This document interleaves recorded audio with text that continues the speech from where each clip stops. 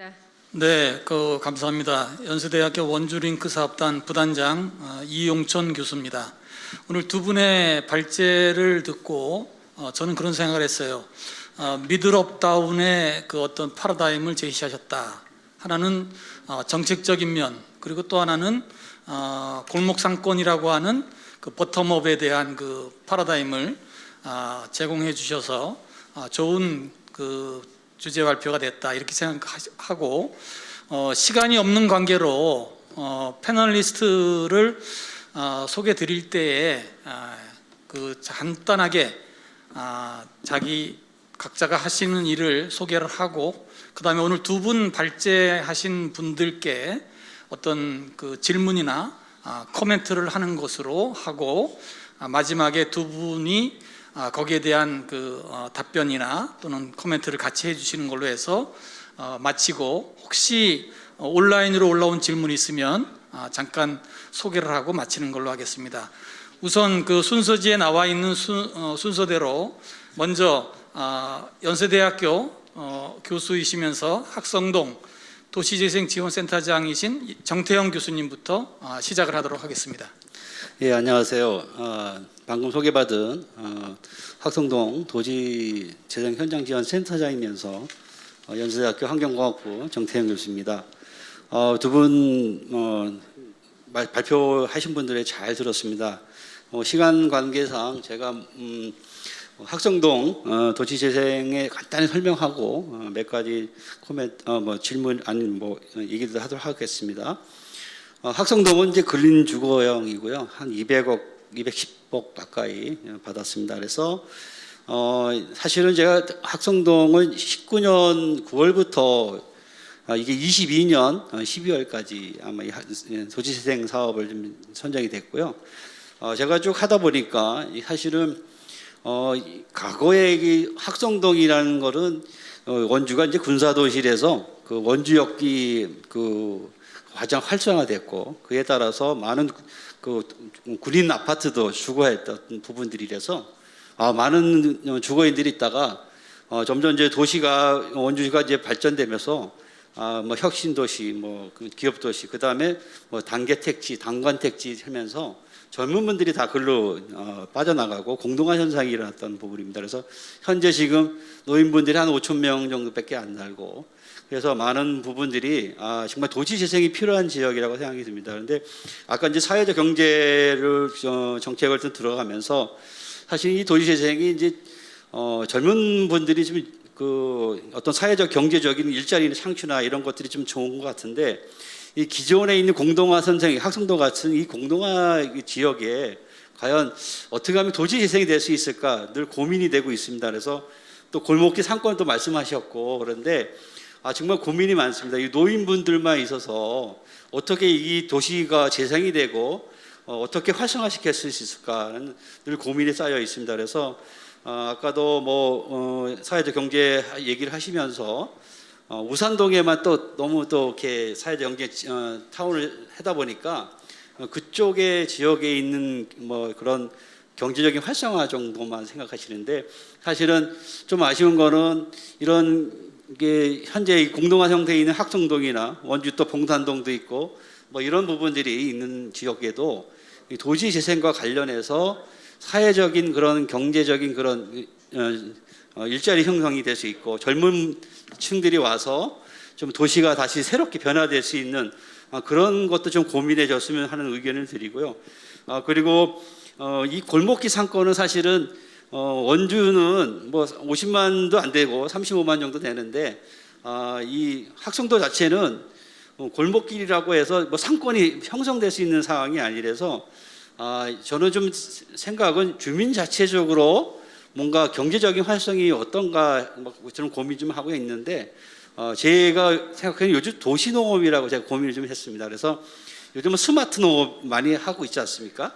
그거를 이 도시 속에 노인분들의 일자리 창출 겸 이래서 스마트 농업을, 그래서 그게 도시 농업이 아닌가. 그래서 야채도 심고 스마트로 그렇게 하면은 그 지역 자체가 노인분들이 생활할 수 있는 여건이 되실까, 일자리도 창출되고, 또 그걸 통해서 도시가 또 스마트화질 수 있는 그런 것이 어떨까 하는 생각이 듭니다. 어쨌든 요 짧게 이렇게 해서 시간이 없는 관계로 많은 얘기가 하고 싶지만 이렇게 얘기를 마치고자 합니다.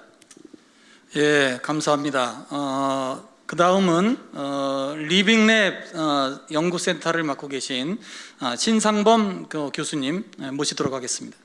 네, 안녕하세요. 신상범입니다.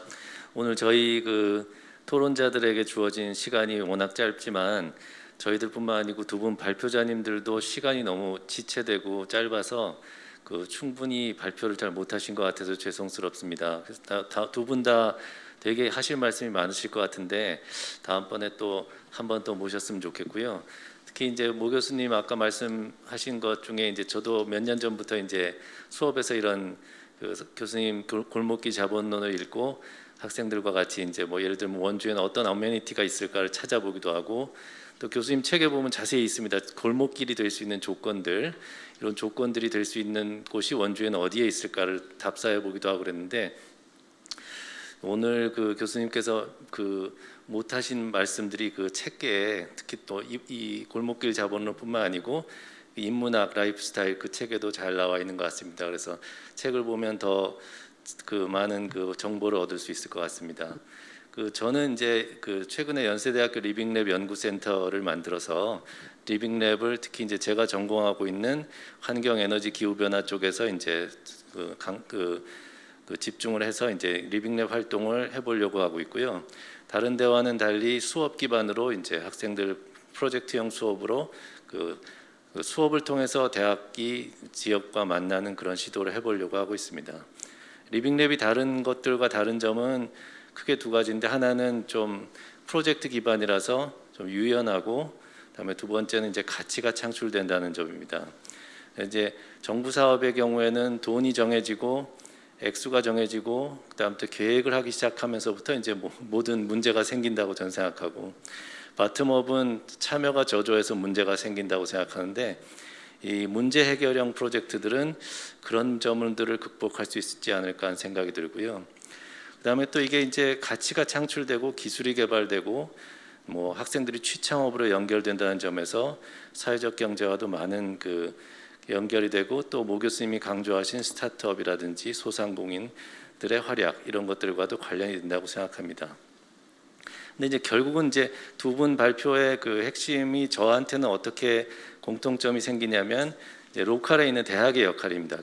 그거는 모 교수님이나 우리 최 이사님이 대답해 주셔야 될 문제가 아니고 저같이 이제 지역에 있는 대학에 있는 사람들이 이 문제를 고민해야 되는데 오늘 두 분 발표하신 분들의 문제의식을 가지려면 학생들이 조금 더 융복합적인 교육을 받아야 될 것 같은데 지금 저희 대학에는 그런 조건이 안 갖춰져 있고 사실 모 교수님도 경제학을 공부하시고 정치학을 공부하신 분이시지만 이 학문의 경계를 넘으셔서 이런 문제의식을 가지고 오랜 동안 이런 현장에서의 이런 어떤 그런 문제의식을 가지고 연구를 하시고 계신데 그런 것들이 바로 이제 제가 학생들한테 강조하는 자기 학문의 영역을 좀 뛰어넘어야 되는데 그러려면 현장에 기반을 둔 그런 수업이 필요하지 않을까. 그래서 저는 이제 다음 학기 또 리빙랩 수업을 하면서 정태현 교수님 허락을 얻어서 우리 학성동 센터에서도 학생들 수업을 하고 싶고요. 그리고 또 사회적 경제 지원센터가 만들어진다면 거기에 학생들이 자유롭게 가서 수업도 하고 현장에서 세미나도 할 수 있는 그런 공간도 좀 있었으면 좋겠습니다. 이상입니다. 예, 감사합니다. 이어서 원주시 의회에서 정책 입안을 담당하시는 특별히 도시재생 활성화 위원장으로 계신 김지연 시의원께서 말씀하시겠습니다. 안녕하십니까. 도시재생 활성화 특별위원회 위원장 김지현입니다. 원주시에 있으면서 제가 있는 지역구가 도시재생 활성화에 선정된 지역구들이 많기 때문에 유심히 봤던 것 중에 이제 몇 가지를 들고 왔는데 사실 시간의 문제 때문에 한 두 가지 정도만 얘기해야 될 것 같습니다. 사회적 경제 혁신 타운에 대해서 많은 관심을 갖고 그리고 사실 지역의 스타트업을 하는 청년들과 얘기를 많이 하고 있습니다.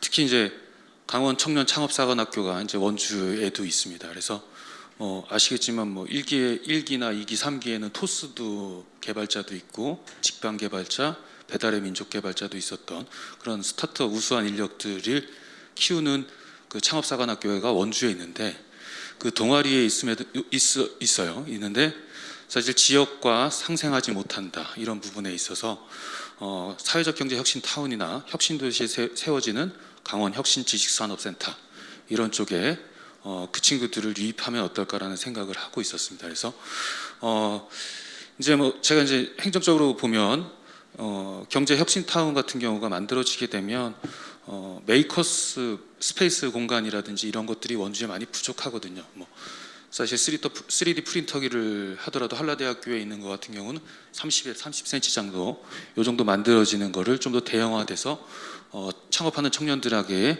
이용할 수 있게 하면 어떨까? 그리고 또 창업하는 친구들한테 숙소에 대한 문제를 해결해 줘야 되고 그다음에 그들의 이제 가장 큰 문제가 이제 물류 창고. 근데 항상 이런 공간을 만들어질 때 거기서 입점하는 기업들에 대한 물류적인 적재하는 것에 대해서 크게 신경을 안 쓰는 것 같아서 그런 것들에 대해서 좀 관심을 갖고 보고 있었습니다. 그리고 모 교수님께서 말씀하셨던 디지털 노마드족 같은 경우 유입하게 되면 코워킹 스페이스 그런 공간에 과연 그런 노마드족들이 올까 이런 거를 고민하면 사실 위워크라든지 패스트 5 같은 그런 대형 공유 오피스들에 대한 그런 회사들을 차라리 저희가 입점시켜서 그들에게 광고를 만들어 그들이 광고를 하게 해서 전국이나 세계의 많은 그런 공유 오피스를 사용하는 청년들을 유입하는 게 어떨까 이런 생각을 한번 해봤고요. 그다음에 이제 도시재생을 이제 학성동이나 중앙동이나 이제 봉산동이 진행하고 있습니다. 거기에 이제 도시재생 사업을 하는데 우선순위가 무엇일까를 고민해봤는데 사실 대한민국의 도시재생 사업들을 보면 토목도 하고 건축도 하고 조경을 하고 나서 그 다음에 공공미술에 대해서 이렇게 선택을 합니다. 남는 예산 가지고 이렇게 하는 부분들을 보면서 2019년도 뉴욕 허디슨 야드의 베슬이라는 건축물 아시겠지만 거기는 사실 베슬이라는 건축물이 만들어지게 되면서 그 일대는 모든 호황을 누리게 됩니다. 근데 사실 그 만들어질 때 높이 45m 600톤에 달하고 계단이 2,400개나 있는 이런 공공미술 작품을 왜 만드냐라는 말들이 많았지만 하여튼 2026년도에 완성하기로 했던 베슬이라는 공공미술 작품을 2019년도로 앞당기면서 사실 뉴욕의 맨하탄은 도시재생을 성공했다고 볼 수 있습니다. 저는 이 우선순위에 대해서 다시 한번 우리가 고민해야 된다고 생각합니다. 그래서 지금 보상도 하고 토목도 하고 건축도 하기 전에 사실 도시재생을 하면서 주민들이 체감하지 못하는 것은 무엇이 변화되고 있는가. 하지만 시청에서는 공무원들이 여기저기 다니면서 보상을 하고 있습니다. 보상이 계속 안 되고 이러면서 이게 진행이 된 지가 벌써 3년이 됐고 2년이 됐고 이런데 왜 진행이 안 되냐라는 얘기를 할 때 우리는 그거에 대한 예산의 순위와 그다음에 그 사업의 순위를 공공미술 쪽을 먼저 선택하는 게 어떨까라는 생각을 합니다. 그래서 주민들이 공공미술을 할 때 같이 참여할 수 있고 거기에 만들어지는 문화를 통해서 도시가 호기심을 유발하는 거죠. 저희가 도시재생 사업을 할 때 그것이 제가 생각할 때는 그 기독교 국가를 점령할 때 식민지에다가 선교사를 먼저 파견하고 그들의 문화와 그다음에 그들의 소통할 수 있었던 것처럼 그걸 이제 공공미술이라는 그리고 문화를 통해서 접근하는 게 좋지 않을까라는 생각을 하면서 이사님과 교수님들의 말씀을 잘 들었습니다. 도시재생을 하면서 마지막으로 저희가 같이 공감하고 싶은 거는 도시재생을 통해서 만들어지는 결과물이 아니라 우리는 기회를 제공하는 거고 그리고 그 도시재생을 한 공간에 사람들이 왔을 때 그 개개인들이 과연 어떤 경험을 할 것인가 이거에 대해 포커스를 맞췄으면 좋겠다라는 생각이 있습니다. 시간이 없으니까 여기까지 하겠습니다. 이상입니다. 네, 감사합니다. 마지막으로 패널리스트는 신영식 센터장이십니다. 원주시 도시재생지원센터장이십니다. 네, 안녕하십니까. 지난 여름부터 원주시 도시재생 지원센터장을 맡고 있는 신영식입니다. 앞선 분들이 1분씩 하기로 했는데 다 5분을 넘어서 저도 1분을 넘겨야 되는 건지 좀 헷갈리긴 한데 1분 안에 맞추도록 한번 해보겠습니다. 아무튼 일단 사회적 경제적 신타원에 관해서인데요. 사실 사회적 경제가 이게 자본주의 경제의 불평등과 양극화를 해소하고 또 다양한 사회 문제를 우리가 한번 인간 중심의 세상으로 바꾸려는 그런 대환 경제로 우리 안에 들어온 지가 제가 알기로 벌써 한 20년이라는 시간이 흘렀는데 있다고 좀 생각이 들거든요.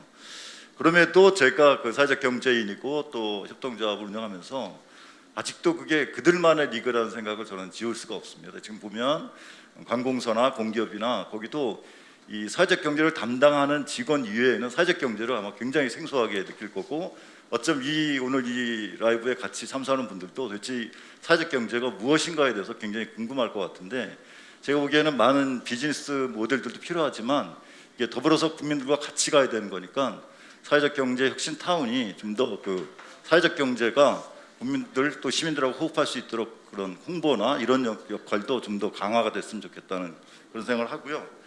그다음에 모 교수님 정말 그 요즘 고밀과 직접 그 서울 엄청나게 그 감염병에 그 위험하고 원주 같은 35만 도시가 최적의 도시라는 것 저희가 동감 적극하겠습니다.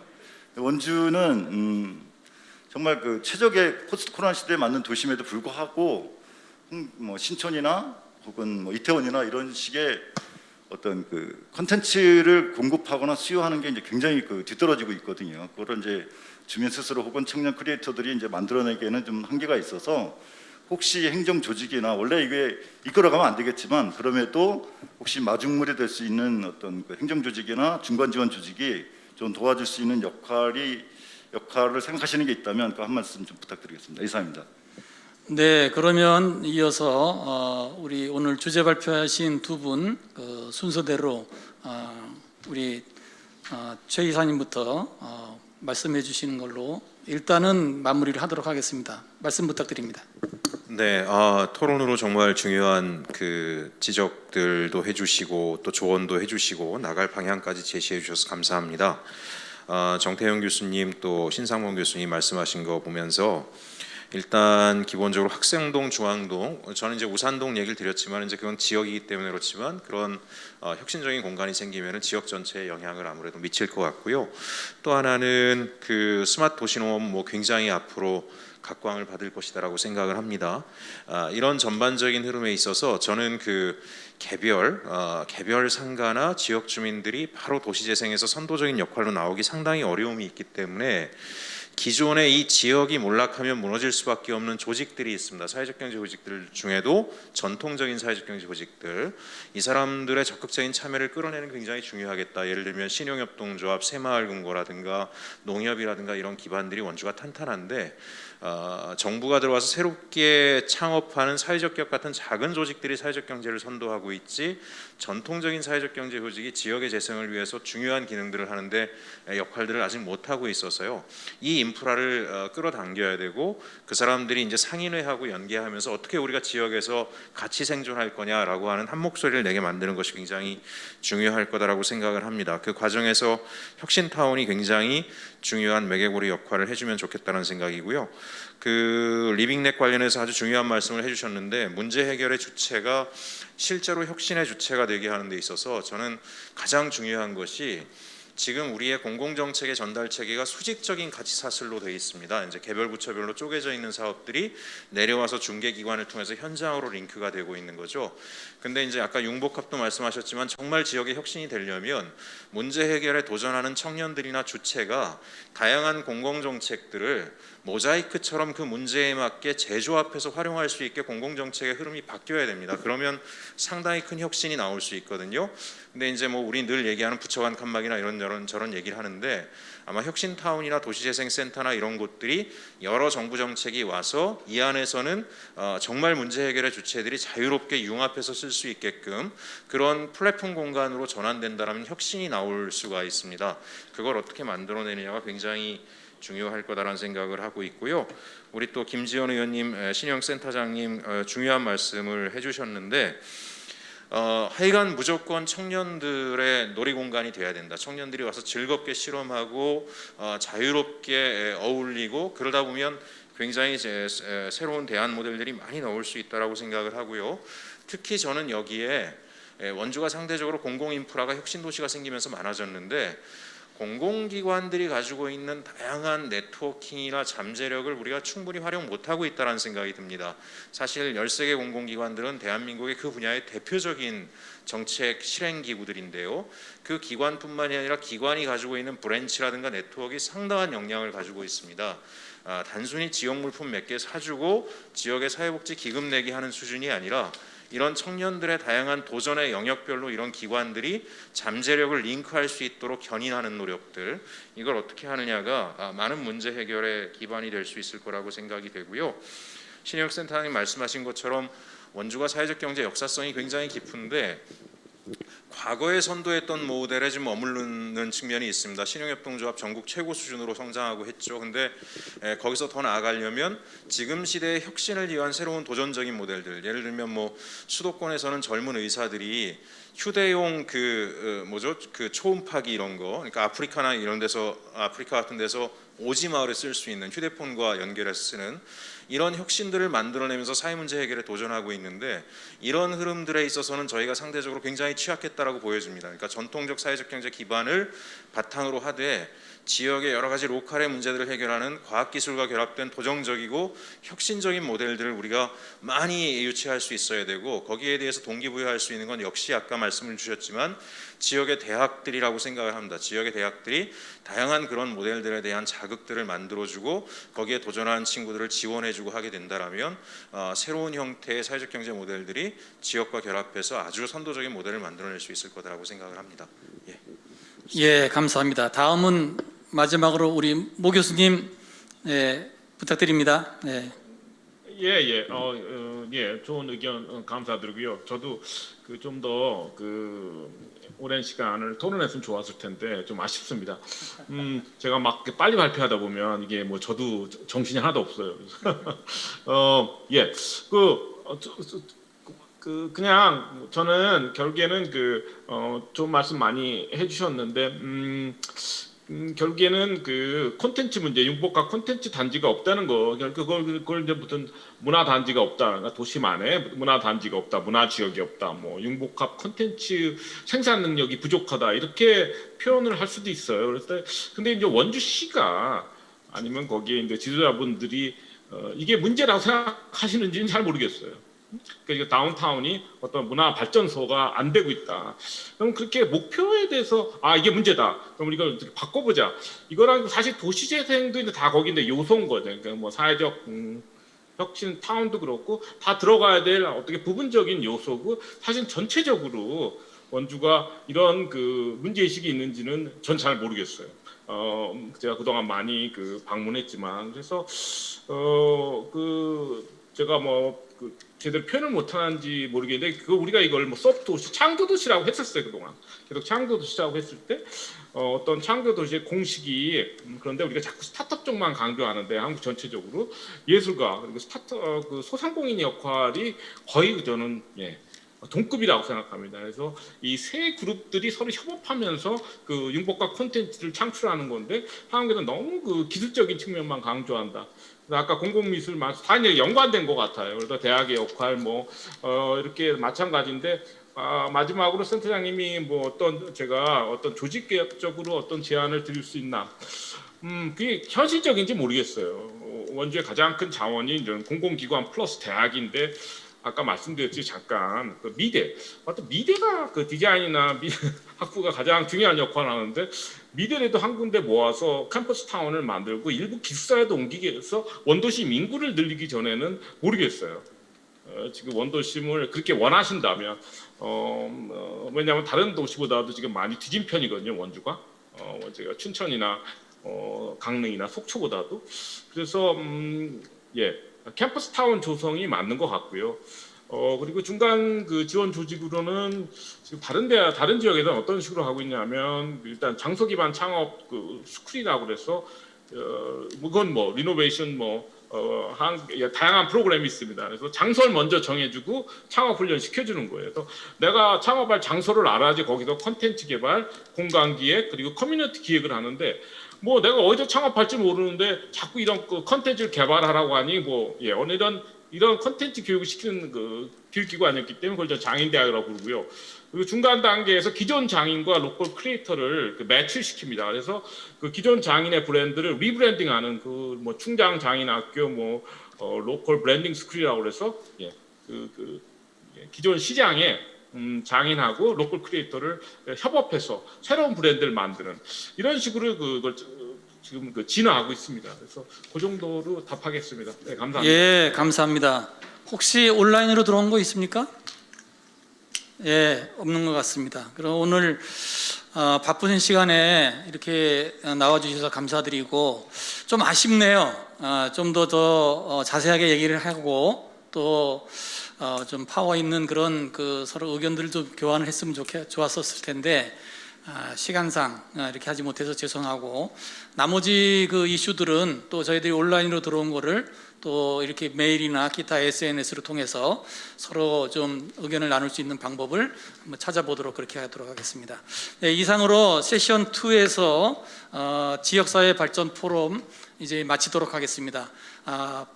주제 발표하신 두 분 그리고 패널리스트로 참석하신 네 분 모두 수고들 많으셨습니다.